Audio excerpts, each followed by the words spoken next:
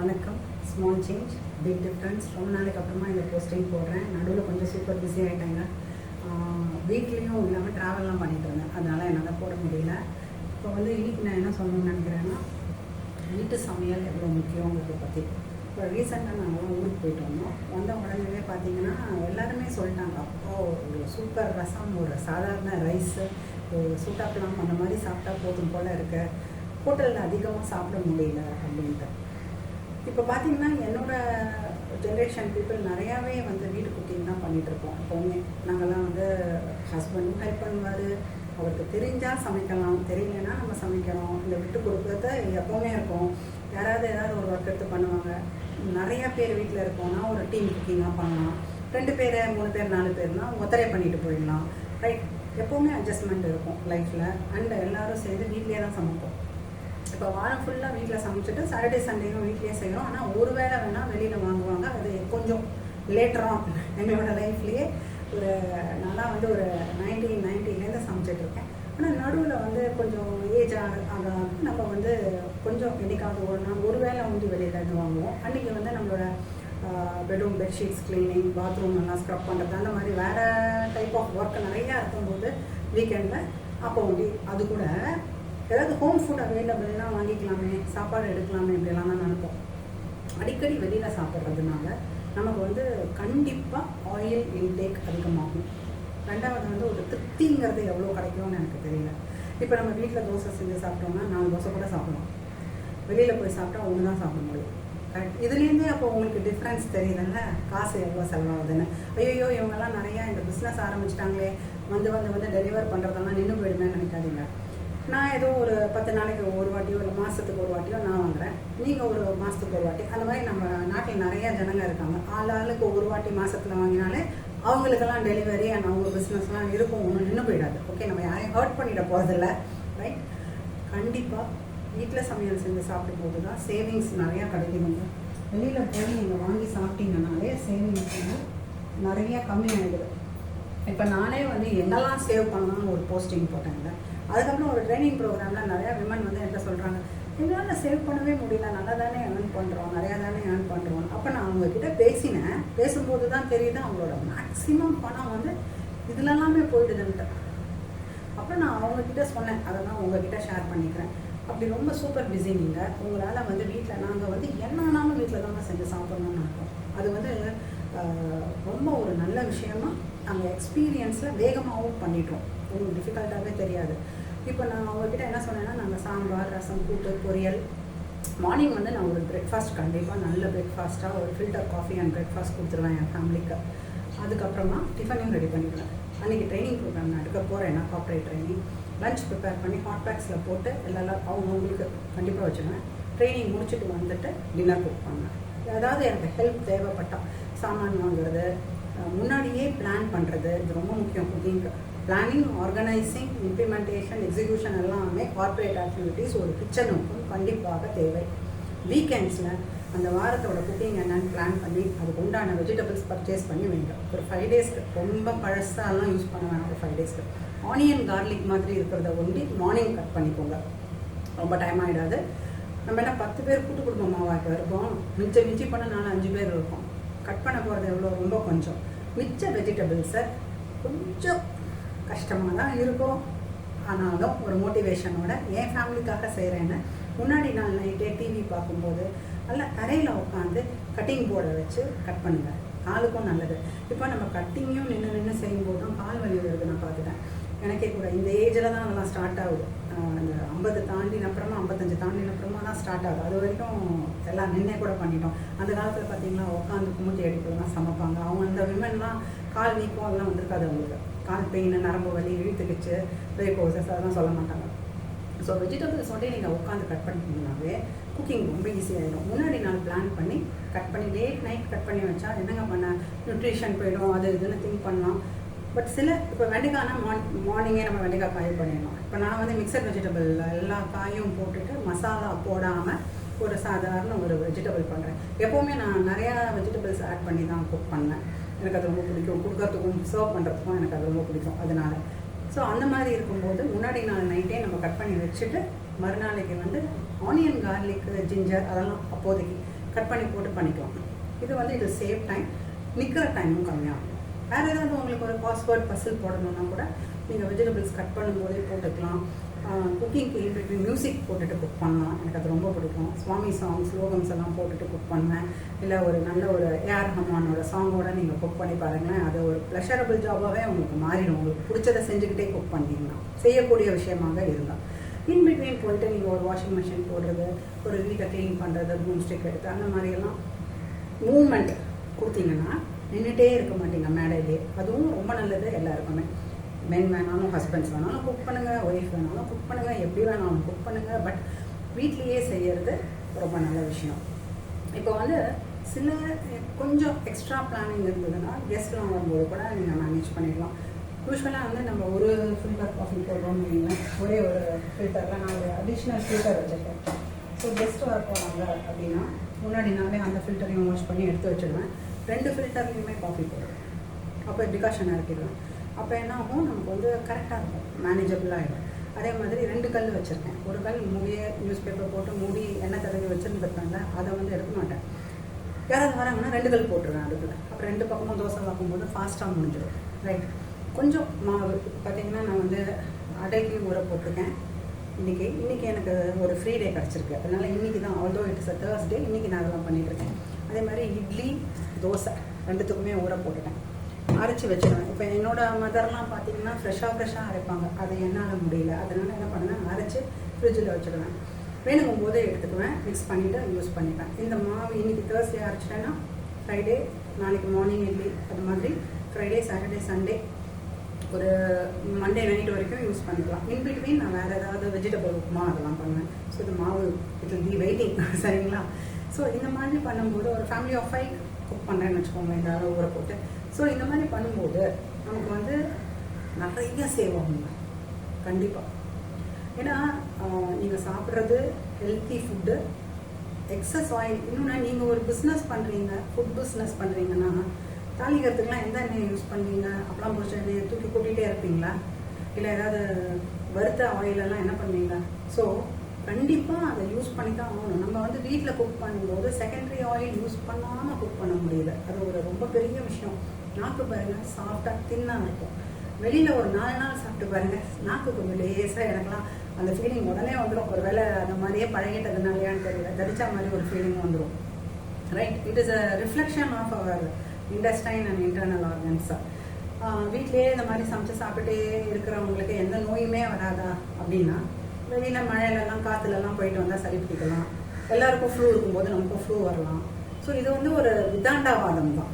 Right. அப்படியே இருந்துட முடியுமாட்டு இல்லை, எல்லாருக்குமே ப்ராக்ரெசிவ்லி எல்லா ஆர்கன்ஸுமே ஸ்லோவாக ப்ராப்ளம்ஸ் கொடுக்கும். பட் வெளியில் சாப்பிட்றவங்களுக்கு சீக்கிரமாகவே வரும். ரைட். ஸோ தயவு செஞ்சு வீட்டு ஃபுட்டை நீங்கள் பிளானிங்கோட கொஞ்சம் சாப்பிட்றதுக்கு ட்ரை பண்ணி பாருங்கள். சேவிங்ஸ் என்னார்மஸ். நான் வந்து என்னோடய லைஃப்பில் கண்டிப்பாக சொல்கிறேன், ஒரு ஃபேமிலியில் ஒரு பர்சன், அது யாரை வேணாலும் வருங்க, நீங்கள் வீட்டு ஃபுட்டே தான் எல்லாரும் அந்த ஃபேமிலி மெம்பர் சாப்பிட்றாங்கன்னா 1 மந்த் ட்ரை பண்ணி பாருங்கள் உங்களோட savings. 1 month, just 1 month try பண்ணி பாருங்கள் எவ்வளோ சேவ் பண்ணுறீங்கன்ட்டு.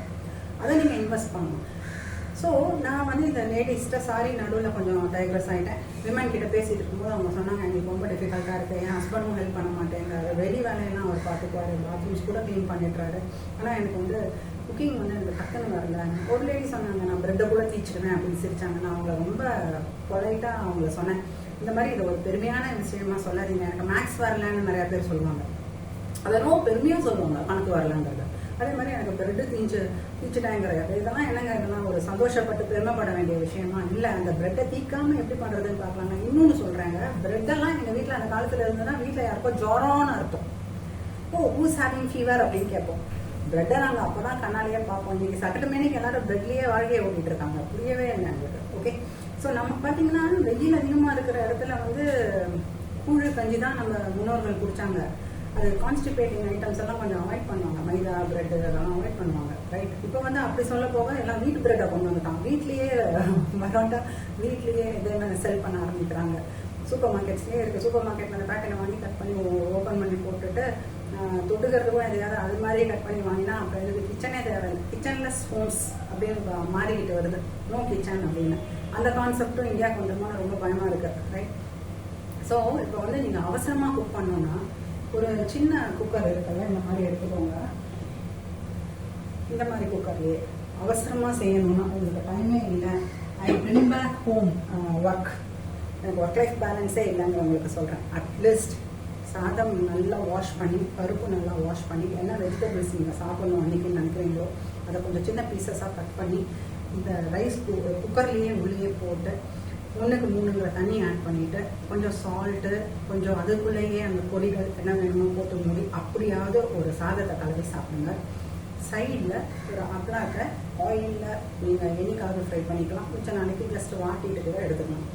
இது சாப்பிட்டீங்கன்னாலே will be having a full stomach and it is also very healthy. Night நல்லா தூக்கம் வரும், ஈஸியாக டைஜஸ்ட் ஆகும்.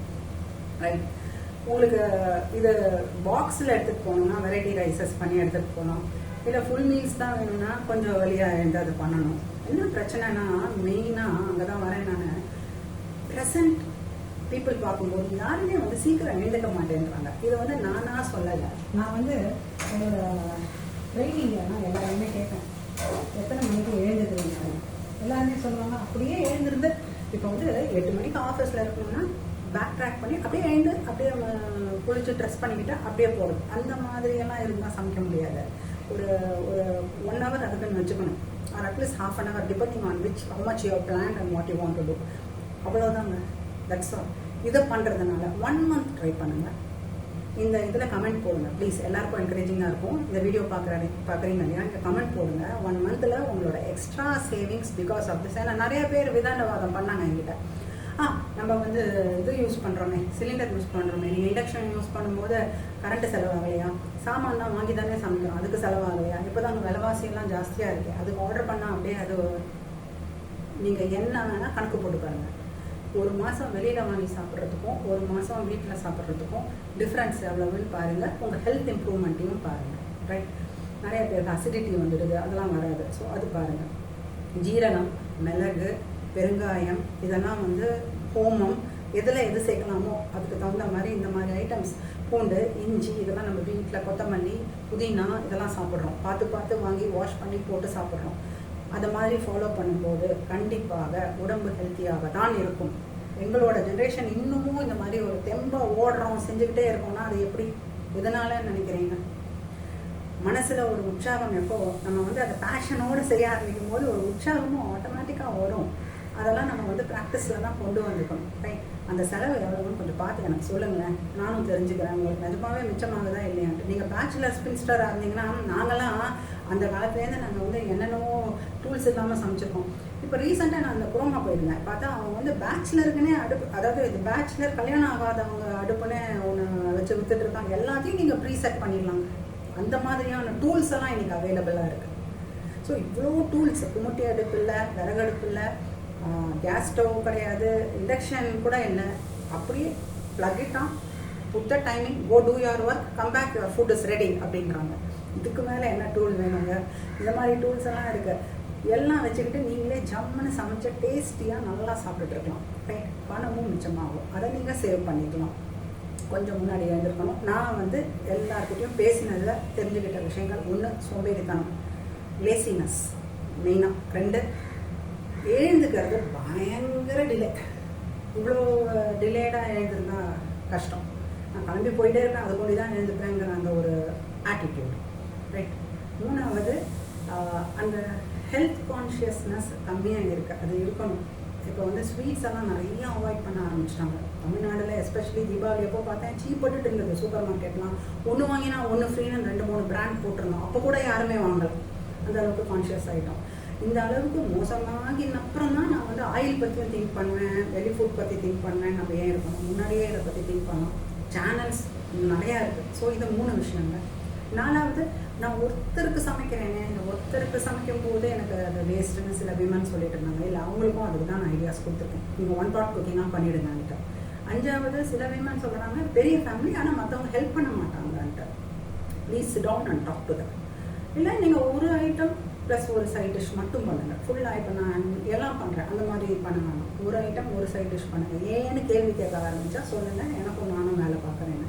நீங்கள் உங்களோட வீட்டுக்கு உங்கள் வேலையை கொண்டு வரீங்களா, லேப்டாப்பை சுவிட்ச் ஆன் பண்ணி பூட் பண்ணிவிட்டு வீட்டில் கை கால் வாஷ் பண்ணிவிட்டு குக்கரை வச்சுடுங்க. வச்சு அன்னியோட பிளானிங் என்னவோ அதை ரெடி பண்ணிக்கோங்க. ஆன் பண்ணி விட்டுட்டு கூட நீங்கள் ஒரு கிச்சன்லேயே இடம் இருந்துச்சுன்னா கிச்சனுக்கு வெளியில் பக்கத்தில் எங்கேயாவது சத்தம் கேட்குற மாதிரி உட்காந்து உங்கள் ஒர்க்கை ஸ்டார்ட் பண்ணிடுங்க. அது மாட்டுக்கு அது வெந்துட்டு இருக்க போது நீங்கள் மாட்டுக்கு உங்கள் வேலையை பண்ண போகிறீங்க. ஃப்ரை பண்ணணுன்னா தான் பக்கத்தில் கொஞ்சம் நேரம் நிற்க வேண்டி வரும். ஸோ இதை ட்ரை பண்ணிவிட்டு கமெண்ட்ஸில் இது யூஸ்ஃபுல்லாக இருந்ததா, உங்களால் வந்து இதனால் சேவிங்ஸ் ஏதாவது பண்ண முடிஞ்சுதா அப்படிங்கிறத தயவு செஞ்சு போடுங்க. ஏன்னா நான் நினைக்கிறேன் ஒரு பெரிய மாற்றம் கண்டிப்பாக தேவைன்னு நினைக்கிறேன். அதனால தான் நான் வந்து போதும் ஒரு 66 வீடியோ போட்டுட்டோம் இனிமேல் எதுக்கு அப்படின்லாம் நினச்சிட்டு இருந்தேன். ஆனால் திருப்பி எனக்கு மனசு கேட்காம இதையும் சொல்லிடணும்னு நான் சொல்லியிருக்கேன். கொஞ்சம் வந்து இதை சிந்திச்சு பாருங்கள், செயல்படுத்துங்க, இங்கே வந்து போடுங்க.